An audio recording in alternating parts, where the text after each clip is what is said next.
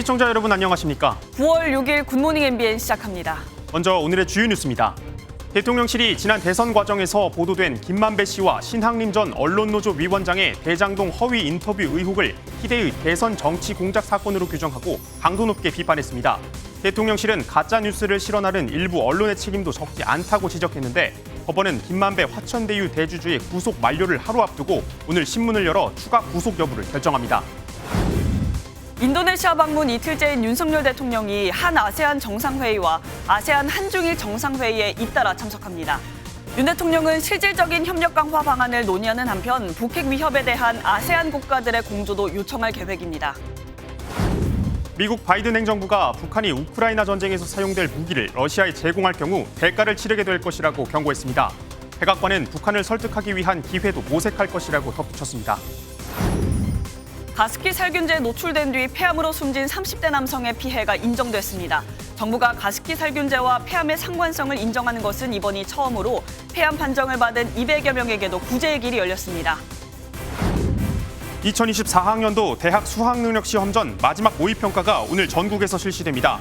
정부가 킬러 문항 배제 방침을 밝힌 이후 처음으로 시행되는 시험이어서 변별력 확보를 위한 난이도 조절에 관심이 쏠립니다. 오늘 서울의 한낮 최고 기온이 32도, 전주와 광주는 32도까지 오르는 등 한낮 무더위가 이어지겠습니다. 늦더위 속에 곳곳에 소나기나 약한 비가 내리겠고 강원 동해안과 제주에는 너울성 파도가 높게 밀려와 안전사고에 유의하셔야겠습니다.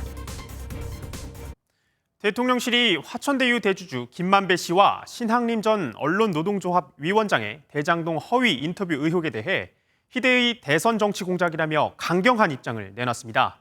가짜뉴스를 실어나르는 언론에 대해선 선거제도를 무용지물로 만든 정치 공작의 대형 스피커 역할을 했다고 강도 높게 비판했습니다. 첫 소식 이시열 기자입니다. 대통령실이 김만배 신학림 조작 인터뷰 논란에 대해 2022년 대선의 최대 정치 공작 사건으로 규정하고 강하게 비판했습니다.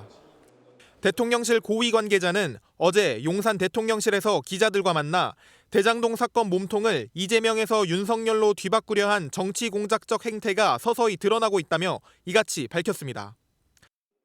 이 관계자는 정치 공작과 가짜뉴스가 민주주의의 최대 위험 요소라며 언론에게도 책임을 물었습니다. 조작된 인터뷰를 활용해 보도한 방송사 등 집중적으로 가짜뉴스를 실어나른 언론 매체에 대해 정치 공작의 대형 스피커 역할을 했다고 비판한 겁니다. 국민의힘은 김만배와 이재명 대표는 한 몸통이라고 했던 유동규 전 성남도시개발공사 본부장의 말이 사실로 드러났다며 철저한 수사를 촉구했습니다. 철저한 수사를 통해 이 정치 공작의 배후를 밝히고 공모하고 동조한 자를 밝혀내야 할 것입니다. 더불어민주당은 공식 입장을 내진 않았지만 검찰의 주장인 상황이라며 사실관계부터 확인해 볼 필요가 있다며 신중한 태도를 보였습니다. MBN 뉴스 이시열입니다. 허위 인터뷰 논란의 핵심은 화천대유 대주주인 김만배 씨와 김학림 전 언론노조 위원장의 대화 녹취에 대장동 자금책인 조우영 씨 수사를 윤석열 검사가 무마해줬다는 것인데요. 오늘 법원에선 김만배 씨에 대한 추가 구속 여부 심사가 열리고 검찰은 전 언론노조 위원장을 소환해 조사할 예정입니다. 홍지호 기자의 보도입니다. 대통령 선거를 사흘 앞둔 지난해 3월 6일 뉴스타파에 김만배 씨와 신학림 전 언론노조위원장의 인터뷰가 공개됐습니다. 부산저축은행 사건을 맡은 윤석열 당시 검사가 천화동인 6호의 실소유주로 알려진 조우영 씨에게 편의를 봐줬다는 내용이었습니다. 윤석열이다, 네가 조우영이야 이러면서 윤석열한테서 윤석열이가 보냈단 말이야? 인터뷰를 진행하고 신 씨가 1억 6천여만 원을 받은 것도 확인됐는데 검찰은 이를 허위 인터뷰로 보고 압수수색을 진행했습니다. 신 전 위원장은 돈을 받은 것을 인정하면서도 자신의 책을 팔고 받은 정당한 대가라고 주장했습니다. 그 책이 왜 1억 6,500이나 가냐? 제가 이 책의 가치를 그 이하로는 저는 생각하지 않고 이 가치를 김만배가 흔쾌하게 받아. 뉴스타파는 입장문을 내고 둘 간의 금전거래 사실을 확인했다며 저널리즘 윤리상 용납할 수 없는 행위라고 사과했습니다. 검찰은 김 씨의 인터뷰가 공직선거법상 허위사실 공표로 볼 수 있다고 밝혔지만 공소시효가 지난 탓에 명예훼손 혐의 적용을 검토하고 있습니다. 한편 구속 만료를 하루 앞둔 김 씨에 대한 추가 구속 여부도 오늘 결정되는데 검찰은 신 전 위원장에게는 오늘 소환 조사를 받으라고 통보했습니다. MBN 뉴스 홍지호입니다. 방송 내용을 심의하는 방송통신심의위원회가 뉴스타파의 김만배 인터뷰 보도를 긴급 심의 안건으로 올리기로 했습니다. 사회적 파장이 큰 사안을 먼저 심의해 불필요한 혼란을 줄이자는 차원인데 야권 추천위원은 퇴장까지 하면서 반발했습니다. 차민아 기자입니다. 방송통신심의위원회가 김만배 씨와 신학림 전 위원장의 인터뷰 논란과 관련한 민원을 긴급심의 안건으로 올리기로 했습니다. 국민적 관심이 높고 사회적 파장이 크다는 판단에서입니다. 현재까지 뉴스타파의 김만배 인터뷰 보도를 인용한 방송기사 민원만 60건 이상 접수된 것으로 알려졌습니다. 국회 가방위에서 이동관 방송통신위원장도 해당 보도의 심각성을 강조하기도 했습니다. 인터넷 매체가 가짜뉴스를 퍼뜨립니다. 그런 그거를 이른바 소위 공영방송이라고 하는 곳들이 그걸 받아서 증폭시키고 그다음에 또 다른 특정 진영의 편향적인 매체들이 방송을 하고 그것이 또 다시 환류가 되는. 방심위는 앞서 피해자 인권 침해가 우려되는 이태원 참사 보도에 대해서도 민원이 접수된 순서와 상관없이 먼저 심의한 바 있습니다.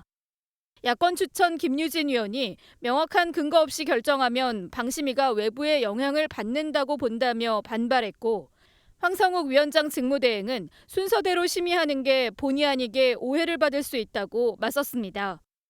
결국 김 의원이 퇴장한 채 찬성 2인, 기권 1인으로 긴급 심의가 결정됐습니다. MBN 뉴스 차민아입니다. 윤석열 대통령이 어제 인도네시아 자카르타에 도착해 5박 7일간의 순방 일정을 시작했습니다. 첫 일정으로 현지 동포들을 만나 만찬을 함께한 윤 대통령은 오늘 아세안 정상회의와 아세안 플러스3 정상회의 등에 참석하며 본격적인 다자 외교에 나섭니다. 원중희 기자입니다. 윤 대통령이 아세안 정상회의가 열리는 인도네시아 자카르타에 도착했습니다. 곧바로 180여 명의 현지 동포들을 저녁 식사에 초대한 윤 대통령은 인도네시아가 한 아세안 연대 구상의 핵심 파트너라고 강조했습니다. 인도네시아는 세계 4위 인구 대국이자 아세안을 대표하는 경제 대국입니다. 남다른 발전 잠재력으로 전 세계의 주목을 받고 있습니다. 윤 대통령은 또 지난달 미국 캠프 데이비드에서 열린 한미일 정상회의와 이번 아세안 정상회의의 연관성도 언급했습니다. 아세안 국가들의 개발과 경제 성장을 지원하기 위해서는 공동의 규범과 질서가 필요한데 한미일 3국이 이 같은 문제 해결의 토대를 만들어보자는 취지라는 설명입니다. 윤 대통령은 오늘 한 아세안 정상회의, 아세안 플러스 한중일 정상회의에 잇따라 참석하고 5개 나라와 양자 정상회담도 갖습니다. 다자 회의에서는 북핵 위협에 대한 아세안 국가들의 공조를 요청하고 양자 회담에서는 부산 엑스포 유치를 위한 설득에 나설 것으로 보입니다. 윤 대통령은 앞서 이곳에 도착한 직후 오는 10월 2일 임시 공휴일 지정안을 제거했습니다. 자카르타에서 MBN 뉴스 원중입니다. 이번 아세안 정상회의에 참석하는 기시다 일본 총리는 주변국을 상대로 후쿠시마 오염수 방류에 대한 이해를 구한다는 계획입니다. 일본산 수산물 수입을 전면 금지한 중국을 상대로는 국제 무대를 통해 공세에 나섰습니다. 이어서 서영수 기자입니다. 기시다 일본 총리가 아세안 정상회의 참석을 위해 인도네시아 자카르타 공항에 도착합니다. 기시다 총리는 이번 회의를 통해 국제사회의 후쿠시마 오염수 방류에 이해를 구한다는 계획입니다. 일본은 중국의 일본산 수산물 수입 금지 조치 철폐를 이끌어내기 위한 본격 대응도 시작했습니다. 일본 정부는 세계무역기구 WTO에 중국의 일본산 수산물 수입 금지 조치 철폐를 요구하는 문서를 보냈습니다. 한중일 등 15개국이 참여하는 영내포괄적 경제동반자협정 RCEP에서는 중국 측에 토의도 요청했습니다. 科学的根拠のないこの輸入規制等については撤廃を強く働きかけていきたいと思っています. 하지만 중국 정부는 합리적인 조치를 취했을 뿐이라고 반박하며 강경한 자세를 이어갔습니다. 国际社会普遍关注日方此举对海洋环境和公众安全带来的风险，并采取防范措施. 양국 간 갈등이 고조되면서 이번 회의에서 기시다 총리와 중국 리창 총리와의 별도 회담이 성사될 가능성은 낮다는 전망입니다. MBN 뉴스 서영수입니다. 미 백악관이 북한이 러시아에 무기를 제공하면 대가를 치르게 될 것이라고 경고했습니다. 이어 북한을 설득하기 위한 기회를 모색할 것이라고도 말했는데요. 워싱턴에서 최종락 특파원이 보도합니다. 미 백악관이 북한과 러시아 간의 무기 거래와 관련한 논의가 활발히 진행되고 있다며 차단에 나섰습니다. 제이크 설리번 백악관 국가안보보좌관은 무기를 제공하면 대가를 치르게 될 것이라며 북한에 엄중히 경고했습니다. The heating infrastructure of major cities as we head into winter to try to conquer territory that belongs to another sovereign nation. This is not going to reflect well on North Korea, and they will pay a price for this in the international community. 설득 작업도 병행하겠다며 북한과 접촉에 나설 뜻도 내비쳤습니다. But we will continue to look for opportunities to dissuade the North Koreans from taking this step, to get others to do the same. 이어 북한이 러시아에 무기를 공급하지 않겠다는 공개적 약속을 지킬 것을 또다시 촉구했습니다.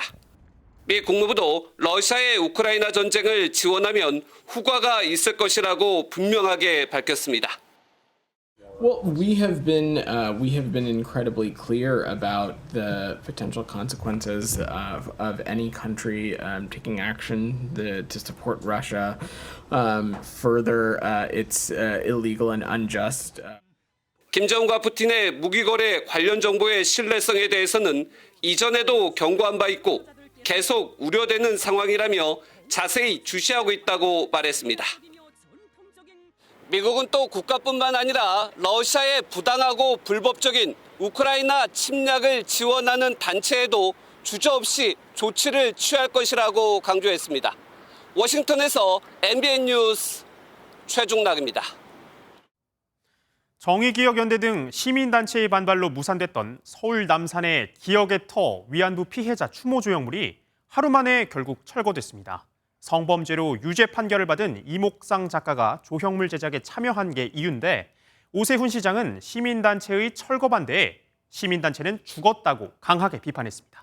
보도에 이혁재 기자입니다. 해가 뜨기 전 어둑한 서울 남산의 기억의 터. 굴삭기가 안내판부터 드러내기 시작합니다. 서울시가 위안부 피해자들을 추모하기 위해 만든 기억의 터의 조형물을 강제 철거에 나선 겁니다. 조형물 제작에 참여한 이목상 작가가 성범죄 혐의로 지난달 유죄 판결을 받으면서 논란이 됐기 때문입니다. 당초 그제 오전 철거를 진행하려 했지만 정의연 등 시민단체 반발로 철거 작업이 한 차례 중단됐습니다. 이 기억의 터는 과거의 성폭력 역사만이 아니라 현재의 성폭력 역사도 반드시 기록하고 기억하고. 서울시는 지난달 두 차례 여론조사로 철거에 대한 시민 동의를 얻고 과거 기억의 터 조성을 추진했던 단체와 논의를 마쳤다고 설명했습니다. 오세훈 서울시장은 자신의 SNS에 성추행을 인정한 작가의 작품 철거를 막아섰다며 시민단체를 비판했습니다. 하지만 기억의 터 조형물 설치에 일반 시민들의 참여도 많았던 만큼 철거 이전에 수기가 없었다는 지적도 나옵니다. 어떻게 하면은 그 임 작가의 그 문제도 지적을 할 수 있고 또 건설적으로 할 수 있는 그런 대화를 하자. 한참 있다가 다시 여기를 철거한다. 임 작가의 또 다른 조형물을 소유한 전태일 재단에서는 수기위원회에 해당 조형물을 철거하는 것이 옳은지 의견을 묻고 수용하겠다는 방침을 세웠습니다. MBN 뉴스 이혁재입니다. 윤미향 무소속 의원이 조총련 행사 참석을 둘러싼 위법 논란에 대해 정면 돌파에 나섰습니다. 조총련 인사와 접촉한 적이 없다면서 참석은 했지만 조총련 측과의 접점은 없었다고 진화에 나선 건데요. 하지만 검찰이 국가보안법 위반 혐의로 고발된 이 사건의 수사에 착수하면서 사안은 쉽게 가라앉지 않을 전망입니다. 안병수 기자입니다. 정기국회 본회의 참석을 위해 본회의장을 찾은 무소속 윤미향 의원에게 기자들의 질문이 빗발칩니다. 여기까지만 할게요. 조총련이 있었다는 거 사전에 알고 계셨을까요? 또 다른 행사에서 그러겠습니다. 관계자들을 만나신 일은 없었나요? 민단 행사. 취재진 앞에서 말을 아꼈지만 이에 앞서 입장문을 발표해 관동대지진 추모식 참석 논란을 적극 반박했습니다. 윤 의원은 추모식 당일인 지난 1일 행적에 대해 헌화만을 했을 뿐 조총련 인사와 접촉하지도 않았다고 밝혔습니다. 통일부 사전 사후 신고 의무에 대해서도 만날 사람과 이유 등이 특정되지 않았다며 신고 대상이 아니라고 부인했습니다. 이와 관련해 검찰은 국보법 위반 혐의 등으로 고발된 윤 의원 사건에 대해 본격 수사에 나섰습니다. 앞서 보수 성향 시민단체에 이어 어제는 이종배 국민의힘 서울시 의원이 고발장을 접수했습니다. 참석을 했다는 것은 결코 용납될 수 없는 매국 행위이자 여적 행위라고 생각을 합니다. 정치권에서 시작된 논란이 소송전으로 확대되면서 윤 의원을 둘러싼 진실 공방은 당분간 이어질 것으로 보입니다. MBN 뉴스 안병수입니다. 항명과 상관의 명예훼손 혐의를 받는 박정훈 전 해병대 수사단장이 구속영장 기각 이후 첫 군검찰 조사를 받았습니다. 박 전 단장 측은 진실의 힘은 강하다, 당시 분단위로 꼼꼼하게 기록해뒀다며 적극적인 방어권 행사에 나섰습니다. 보도에 정태진 기자입니다. 구속영장 기각 나흘 만에 군 검찰에 출석한 박정훈 전 해병대 수사단장이 10시간 반의 조사를 마치고 나옵니다. 박 전 단장은 지난달 출석에서 진술을 거부했던 것과 달리 이번엔 진실의 힘은 강하다며 적극적으로 본인의 입장을 설명했습니다. 최상병 사망 사고 이후에 있었던 일련의 과정을 타임라인별로 꼼꼼하게 조사한 건 사실 오늘이 처음이라서 그것을 하나하나 일일이 물어봤습니다, 검찰에서. 박 전 단장 측은 항명 혐의 자체를 부인하는 입장을 유지하며 외압 정황을 증명할 결정적인 증거로 분단위 타임라인을 꼽았습니다. 박정훈 대령님은 그 메모를 꼼꼼하게 하셨기 때문에 타임라인이 분단위로 기록이 돼 있거든요. 수사 외압 의혹은 고위공직자범죄수사처에서 다뤄질 예정인 가운데 국방부 법무관리관 등을 공수처에 고발한 박 전 단장 측은 모레 공수처에 출석할 예정입니다. 한편 더불어민주당은 최상병 사건 수사 외압 의혹과 관련해 이종섭 국방부 장관과 국가안보실 관계자를 공수처에 고발했습니다. MBN 뉴스 정태진입니다. 대정부 질문 첫날인 어제 국회에선 정치 분야와 관련해 질의가 진행됐습니다. 홍범도 장군 흉상 이전으로 촉발된 이념 논쟁이 격화되면서 곳곳에서 고성이 오갔는데요. 여야는 서로를 향해 극우 뉴라이트, 국가 정체성 훼손이라며 목소리를 높였는데 대통령 탄핵이 언급되기도 했습니다. 노태현 기자입니다. 야당은 윤석열 정부가 극우 뉴라이트의 역사관을 보이고 있다며 포문을 열었습니다. 홍범도 장군은 공산당으로 폄훼하고 그리고 친일 반민족자는 육사 홈페이지에 버젓이 올려가지고 찬양하고 있습니다. 극우 뉴라이트의 본색입니다. 동의하지 않습니다. 해병대 채모 상병 사건 외압 의혹을 제기하며 대통령 탄핵까지 언급하자 국민의힘에서 항의가 터져 나옵니다. 탄핵 갈 수 있는 소지가 충분히 있다는 말씀 분명히 드립니다. 여당은 반대로 문재인 정부와 더불어민주당이 종북 좌파적 행위를 하고 있다고 부각했습니다. 서른 의원의 전직 보좌관은 군 기밀을 제멋대로 열람하고 유출했습니다. 대한민국 헌정 질서를 수호할 국회에서 반국가적 행위가 자행되고 있는 것입니다. 정률성 기념공원은 우발적 사건이 아닙니다. 또 오염수 방류와 관련해 민주당이 중국과 러시아, 북한과 같은 목소리를 내고 있다고 비판했습니다. 중국, 러시아, 북한 그리고 우리 민주당만이 이를 왜곡해서 극렬한 반대 활동을 하고 있습니다. 한덕수 총리는 문재인 정부의 좋은 정책은 열심히 승계했다며 오염수 방류 문제 대응 기조도 그대로 인수한 것이라고 강조했습니다. MBN 뉴스 노태현입니다. 오늘도 서쪽 지역은 늦더위가 이어지겠지만 동해안 지역은 비교적 선선하겠습니다. 또 동풍의 영향으로 동해안 지역은 비가 내리겠고 서쪽 곳곳에는 요란한 소나기가 지나가겠는데요. 날씨 알아보겠습니다. 김다영 기상캐스터 자세한 날씨 전해주시죠. 네, 오늘도 서쪽 지역을 중심으로 폭염특보가 계속되는 가운데 때늦은 더위가 이어지겠습니다. 동풍이 태백산맥을 넘으며 기온이 높아지는 팬 현상 때문인데요. 오늘 한낮에 서울과 청주, 광주가 32도까지 오르면서 어제만큼 무덥겠고요. 동풍이 맞닿는 동해안 지역은 속초와 동해가 25도 선에 그치며 선선하겠습니다. 오늘 내륙 하늘은 대체로 맑겠지만 동해안 지역은 흐리겠고요. 5에서 20mm의 비가 가끔 내리겠습니다. 또 오후에는 충남 서해안과 호남, 제주에 5에서 많게는 40mm의 요란한 소나기가 지나겠습니다. 이 시각 현재 기온 보겠습니다. 서울 24.2도, 대전 22.1도로 어제 같은 시각보다 낮게 출발하고 있고요.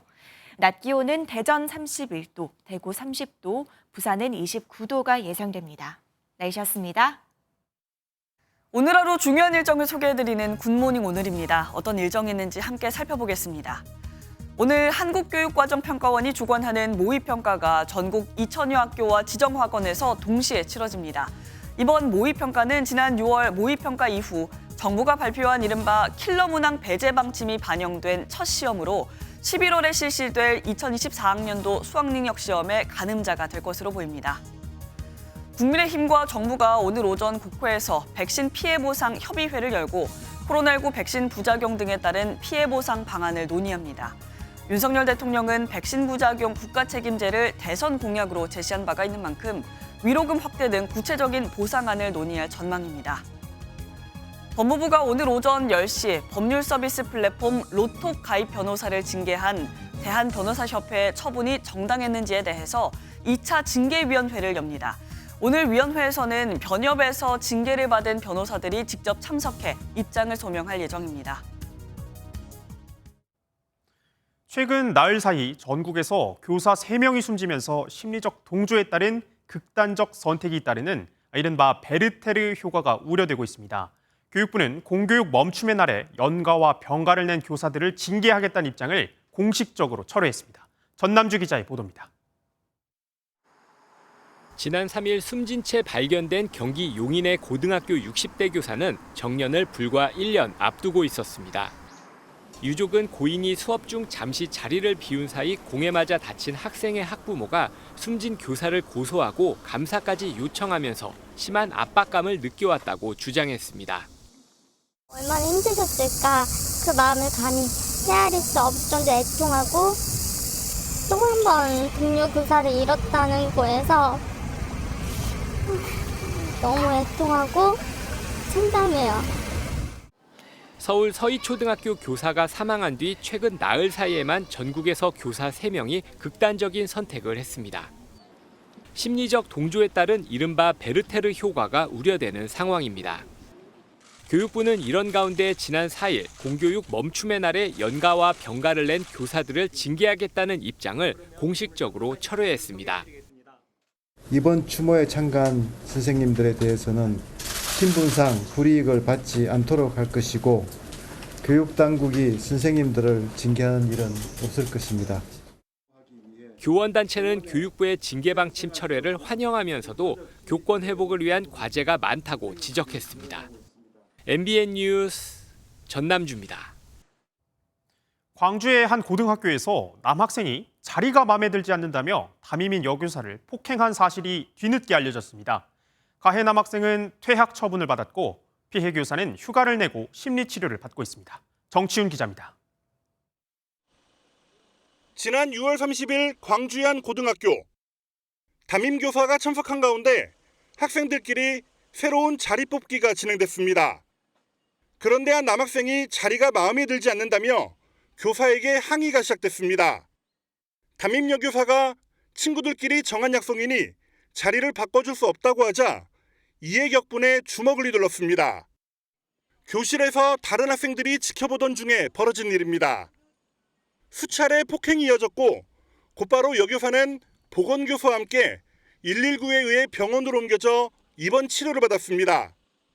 이후 지난 7월 5일 교권보호위원회가 열렸고 가해 학생은 퇴학 처분을 받았습니다. 피해 교사와 가해 학생 간 합의가 이뤄졌고 신고도 하지 않아 경찰 조사는 이루어지지 않았습니다. 교육청은 피해 교사가 심리적 안정을 찾을 수 있도록 돕고 있습니다. 2, 3대를 가한 겁니다. 주먹으로. 복귀했다가 다시 병가 늦어가지고. 교육청은 퇴학한 가해 학생이 다시 일반 고등학교에 입학할 수 없도록 조치하고 대안학교로 가도록 안내했다고 밝혔습니다. MBN 뉴스 정춘우입니다.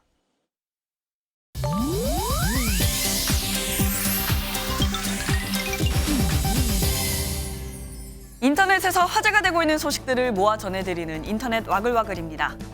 홍콩 영화를 대표하는 큰형님 배우 주윤발이 다음 달 열리는 제28회 부산국제영화제를 찾습니다. 올해 아시안 영화인상을 수상하기 위해서 함께하는 건데요. 영화제에선 주윤발의 신작 원모 찬스부터 영웅본색, 와호장룡 등 영화 3편도 상영합니다.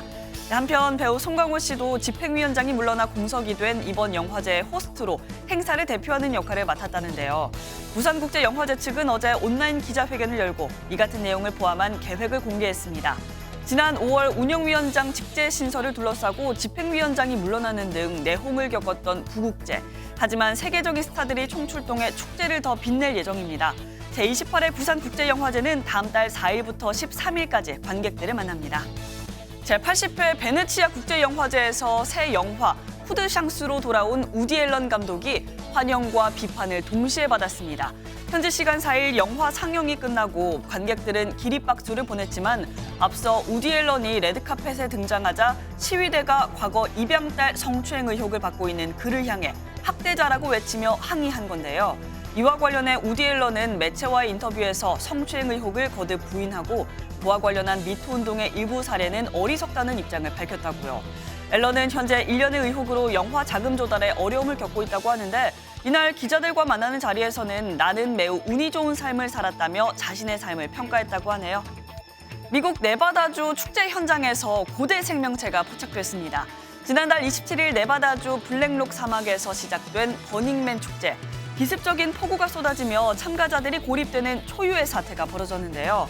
이때 손바닥만한 길이, 심지어 딱딱한 투구를 쓴 모양까지 진흙탕 곳곳에서 다양한 생명체들이 발견됐습니다. 알고 보니 이들의 정체는 긴꼬리 투구새우와 요정새우였습니다. 수억 년 전 고생대 석탄기 화석에서도 발견됐고 외형이 약 7천만 년 전부터 거의 변하지 않아 살아있는 화석 생물로 여겨진다고요. 단단한 알 상태로 사막에서 가뭄을 견디다가 이번 폭우로 생존 조건이 갖춰져 깨어난 것으로 보인다고 합니다. 고대 새우까지 깨어나게 만든 폭우의 위력이 새삼 놀라울 따름이네요. 인터넷 와글와글이었습니다. 참사가 발생한 지 12년 만에 처음으로 정부가 가습기 살균제와 폐암 사이에 연관성이 있다고 인정한 피해자가 나왔습니다. 그동안 정부는 폐암을 가습기 살균제 피해 사례로 인정하지 않고 있었는데 다른 피해자들도 구제받을 수 있는 길이 열리기도 했습니다. 김민수 기자가 보도합니다. 폐암이 가습기 살균제 피해 사례로 공식 인정받았습니다. 그동안 환경부는 가습기 살균제가 폐암을 유발한다는 근거가 부족하다는 입장이었습니다. 가습기 살균제에 의한 폐암 발생과 그 외의 다른 환경적 요인에 따른 발생을 명확히 구분하는 일이 어렵기 때문에 정부는 가습기 살균제 속의 독성 물질인 PHMG 투약 실험에 주목했습니다. 투약을 하고 54주간 지켜보니 투약량이 많을수록 폐암에 걸린 쥐가 많았습니다. 이에 따라 피해구제위원회는 피해구제를 신청한 30대 폐암 사망자 1명에 대해 피해를 인정했습니다. 2021년 7월에도 폐암 피해를 인정한 사례가 한 건 있었지만 가습기 살균제와의 연관성은 확실하지 않다고 봤습니다. 다른 폐암 피해구제 신청자에 대해선 전문가의 의학적 설명 가능성 검토를 거쳐 순차적으로 구제할 예정이라고 환경부는 설명했습니다. MBN 뉴스 김민수입니다.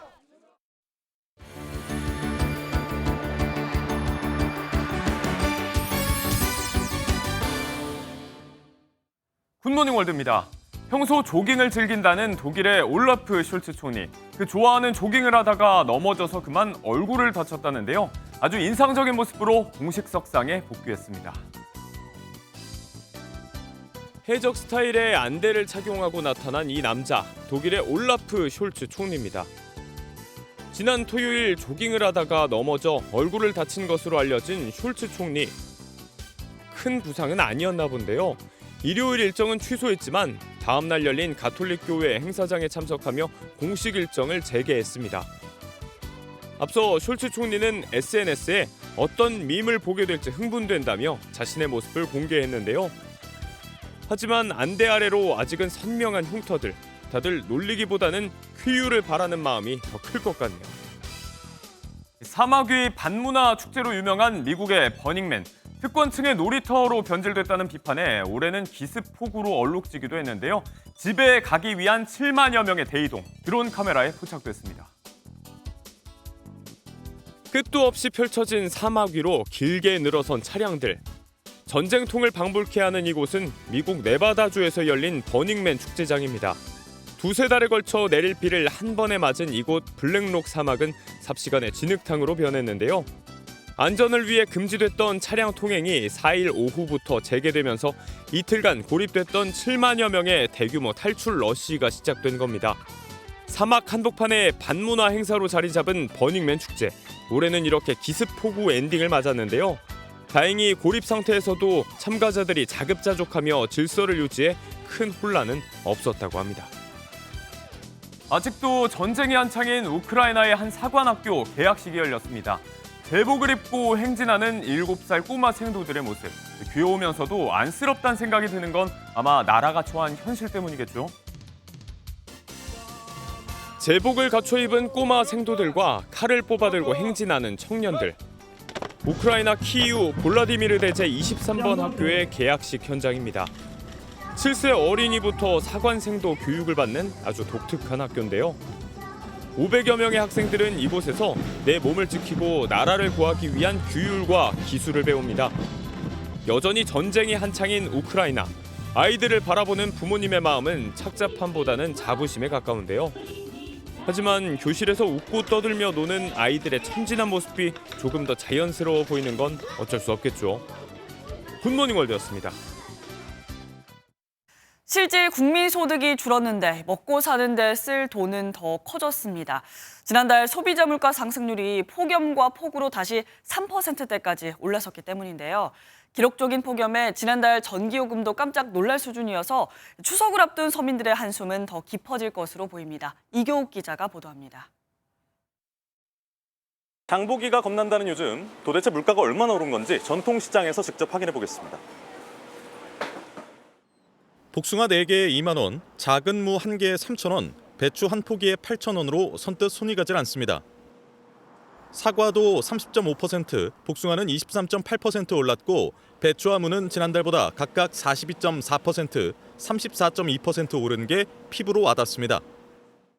대형마트보다 상대적으로 저렴한 전통시장임에도 가격 부담은 여전했는데요. 신선식품 가격이 오르면서 8월 소비자 물가 상승률은 석 달 만에 다시 3%대로 올라섰고요.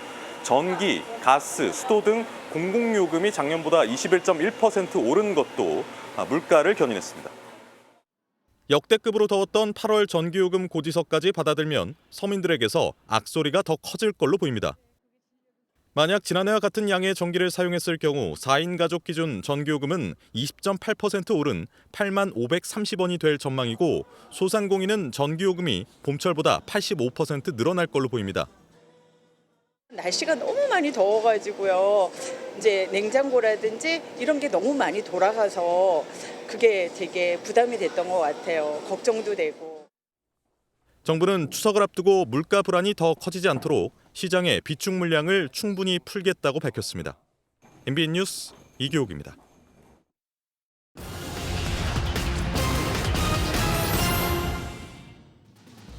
차량 공유 서비스 카시어링 차량 3대 중 한 대의 안전관리 상태가 미흡한 것으로 나타났습니다. 한국소비자원에 따르면 세계 카시어링 업체가 보유한 차량을 점검한 결과 36.4%가 불량이었습니다.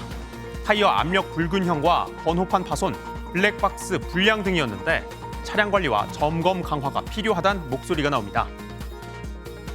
내년 상반기부터 개인만 매입할 수 있는 국채가 발행됩니다. 최소 투자 금액은 10만 원, 1인당 구매 한도는 연간 1억 원인데요.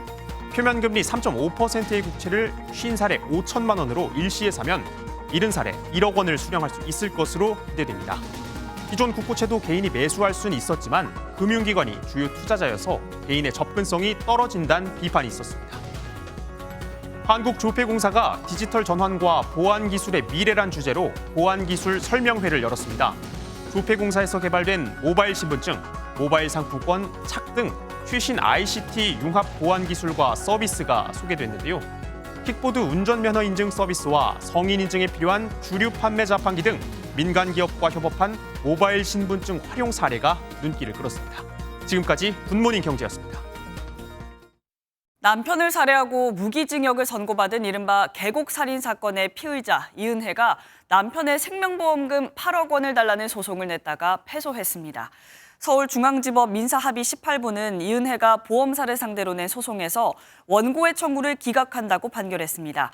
1심과 2심에서 살인 혐의 등에 대한 유죄가 인정된 이 씨에 대해 재판부는 고의로 피보험자를 해친 경우에는 보험금을 지급할 의무가 없다고 밝혔습니다. 가축 분뇨를 하천에 마구 쏟아부어 제주의 청정자연을 훼손한 분뇨 재활용 업체가 적발됐습니다. 무단 배출 사실을 숨기려고 주변 임야를 훼손하고 하천을 매립한 사실도 확인됐습니다. KCTV 제주방송 김용원 기자입니다. 해발 350m 중산간지대. 평소에는 물이 흐르지 않는 하천인데 바위를 들어보니 땅에서 뿌연 액체가 새어나옵니다. 중장비를 동원해 땅을 걷어내자 더 많은 양의 액체가 흘러나옵니다. 가축 분뇨를 무단 배출하고 하천을 매립한 혐의로 분뇨 재활용 업체가 자치경찰에 적발됐습니다. 적발된 업체는 무단 배출된 가축 분뇨를 은폐하기 위해 주변 임야를 불법으로 형질 변경한 사실도 경찰 수사 결과 드러났습니다.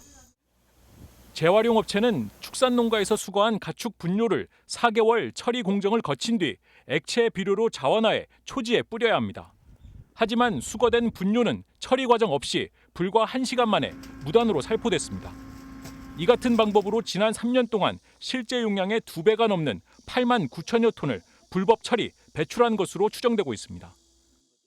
환경범죄 특성상 인과관계 규명이 굉장히 힘들었습니다. 하지만 포크레인을 통한 현장 검증, CCTV 분석, 디지털 포렌식을 통하여 범죄를 규명할 수 있었습니다.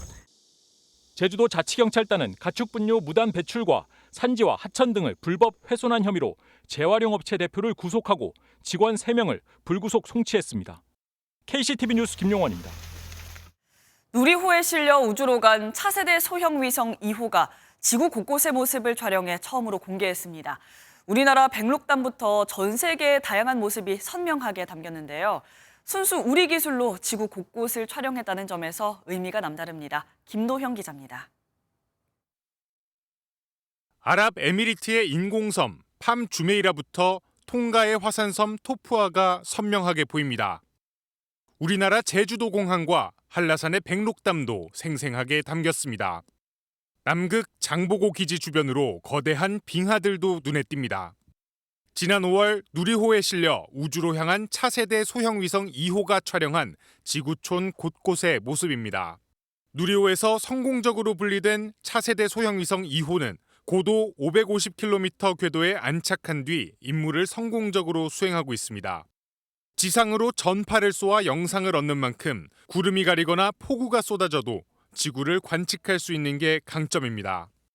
카이스트 측은 위성 본체와 탑재체 대부분이 국내 독자 기술로 개발됐고 국내 첫 우주용 영상 레이더를 이용해 촬영한 지구 관측 사진이란 점에서 큰 의미가 있다고 설명했습니다. 영상 레이더 탑재체는 향후 8개월간 추가적인 기술 검증을 거치고 북극 해빙 변화나 산림 변화, 해양 환경 오염 등을 탐지하는 데 활용한다는 방침입니다.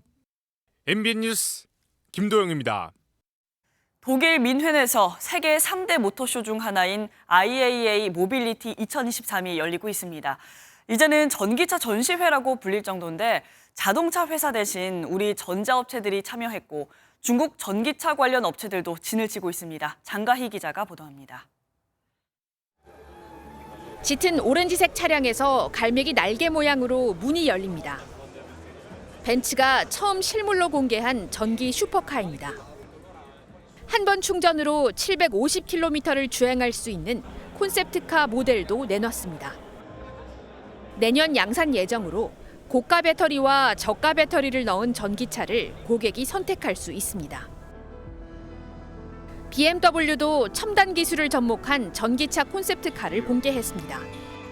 We are pushing the boundaries to make sure that visions don't end up as unfulfilled dreams. No. Together we turn visions into reality. 독일을 제외하면 모터쇼에 참여한 해외 업체 상당수는 중국계입니다. 비아디는 이번 행사에서 가장 큰 전시관을 꾸리고 새 전기차 모델을 대거 선보였습니다. Today, I'm proud to officially announce another 2 new highlight models to our European customers. One is BYD Seal. 니오, 엑스펑도 새 전기차를 선보이고 유럽 시장 진출을 확대하겠다고 밝혔습니다. 아직 유럽 시장 내 비중은 3%에 불과하지만 중국 내수 위축과 미국 제재를 극복하기 위해 유럽 진출 확대에 승부를 거는 겁니다. 국내 대표 완성차 업체인 현대차와 기아는 불참했습니다. 하지만 삼성과 LG가 그 자리를 메웠습니다. 삼성은 배터리를 비롯해 차량용 반도체 솔루션과 OLED 디스플레이, 음향 기술을 선보였습니다. LG도 모터쇼 현장에서 전기차 부품 생산 공장을 헝가리에 짓겠다고 발표하며 유럽 진출에 공을 들였습니다. MBN 뉴스 장가입니다. 시청 앞 서울광장 아래에는 지하상가도 있고 지하철도 지나다니죠. 그런데 그 사이에 40년간 숨겨진 공간이 있습니다. 서울시에서 이 공간을 시민들에게 공개하고 또 어떻게 활용할지 공모전도 연다는데 처음 공개된 공간을 김세희 기자가 직접 가봤습니다. 텅 비어있는 깜깜한 통로가 끝을 알 수 없을 만큼 이어져 있습니다. 위에는 일제시대에 만들어진 것으로 추정되는 배수관에서 나오는 물이 석회석과 섞여 종유석이 나 있습니다. 알 수 없는 소리와 진동도 느껴집니다. 제가 지금 있는 이 공간 아래에는 이렇게 지하철 2호선이 지나고 있고요. 제 위에는 서울광장입니다. 바로 숨겨진 공간인 겁니다. 비밀 공간은 서울광장에서 13m 아래에 있습니다. 시청역부터 을지로 입구역을 잇는 총 335m 길이의 공간으로 1000평에 달합니다. 용도는 정확히 밝혀지지 않았지만 높이가 다른 1호선 지하철 시청역 통로와 2호선 을지로 입구역을 연결하려고 만든 공간으로 추측됩니다. 40년 전 만들어졌을 때 모습 그대로 공개된 건데 서울시는 공간 활용 방안에 대해 공모전을 통해 시민들의 의견을 듣기로 했습니다. 상징적인 곳이고 또 위에 그 시청 광장이랑도 연결될 수 있는 공간이기 때문에 백년지대의 어떤 중심 공간이 될 건데 그래서 좀 더 신중을 기하자 함께 시민들과 고민하자 이런. 선발된 시민 탐험대는 오는 8일부터 23일까지 이곳을 볼 수 있습니다. 1967년 만들어진 서울 최초의 지하상가와 지하철 2호선의 개통 역사도 배웁니다. 40년간 숨겨져 있던 신비한 공간이 어떻게 탈바꿈해 시민들을 맞이할지 관심이 모아집니다. MBN 뉴스 김세희입니다. 아시안게임 축구대표팀 에이스 이강인의 부상 회복 속도가 빠르다는 소식이 들려왔는데 황선홍 감독의 고민은 계속되고 있다고 합니다. 뭐가 문제일까요? 최영규 기자입니다. 2주 뒤 아시안게임 첫 경기를 앞두고 최종 점검에 들어간 황선홍 감독은 다행히 이강인의 회복세가 빠르다며 안도의 한숨을 쉬었습니다. 몸 상태가 좋아지면서 소속팀 파리 생제르맹도 오는 13일 아시안게임 합류 시점에 대한 답변을 주기로 했는데 문제가 있습니다. 소속팀은 오는 17일 리그 경기 출전을 준비시키고 있는데 이렇게 되면 오는 19일 쿠웨이트와의 첫 경기 출전이 사실상 어려워집니다. 현재 대표팀과 함께 손발을 맞춰본 지도 1년이 돼가는 만큼 걱정이 될 수밖에 없습니다. 우리 팀원들과의 조합이나 또 포지셔닝에 대한 그런 것들이 좀 필요하기 때문에 좀 마음이 급합니다. 빨리 합류를 했으면 하는 바람입니다. 파주에서 담금질을 시작한 여자 대표팀도 지난 여자 월드컵 조별리그 탈락의 아픔을 아시안게임에서 씻겠다는 각오입니다. 금메달입니다. 아시안게임에서 결승골을 넣을 수 있는 선수가 되도록 사상 첫 동반 아시안게임 금메달을 향해 남자 대표팀은 오는 16일, 여자 대표팀은 19일에 결전지 중국으로 떠납니다. MBN 뉴스 최영규입니다. 오늘도 서쪽 지역을 중심으로 폭염특보가 계속되는 가운데 때늦은 더위가 이어지겠습니다. 동풍이 태백산맥을 넘으며 기온이 높아지는 팬현상 때문인데요. 오늘 한낮에 서울과 청주, 광주가 32도까지 오르면서 어제만큼 무덥겠고요. 동풍이 맞닿는 동해안 지역은 속초와 동해가 25도 선에 그치며 선선하겠습니다. 남은 한 주간 내륙은 30도 안팎의 낮더위가 이어질 텐데요. 그래도 내일부터는 아침 기온이 평년 수준을 되찾으면서 당분간 아침 저녁으로는 한결 선선해지겠습니다. 오늘 내륙 하늘은 대체로 맑겠지만 동해안 지역은 흐리겠고요. 5에서 20mm의 비가 가끔 내리겠습니다. 또 충남 서해안과 호남, 제주에는 한때 소나기가 지날 텐데요. 특히 호남 지역을 중심으로는 시간당 30mm 안팎으로 강하게 쏟아질 수 있어 주의하셔야겠습니다. 오늘 아침까지 강원 내륙과 호남에는 안개가 짙게 끼겠고요. 강풍주의보가 발효 중인 영남 해안에는 초속 20m 이상의 강한 바람이 불겠습니다. 이 시각 현재 기온 보겠습니다. 서울 24.2도, 대전 22.1도로 어제 같은 시각보다 낮게 출발하고 있고요. 낮 기온은 춘천과 대전 31도, 대구 30도, 부산은 29도가 예상됩니다. 당분간 별다른 비 소식 없이 맑겠고요. 쾌청한 가을 하늘이 드러나겠습니다. 날씨였습니다. 수요일 아침 굿모닝 NBA 마치겠습니다. 함께해 주신 여러분 고맙습니다.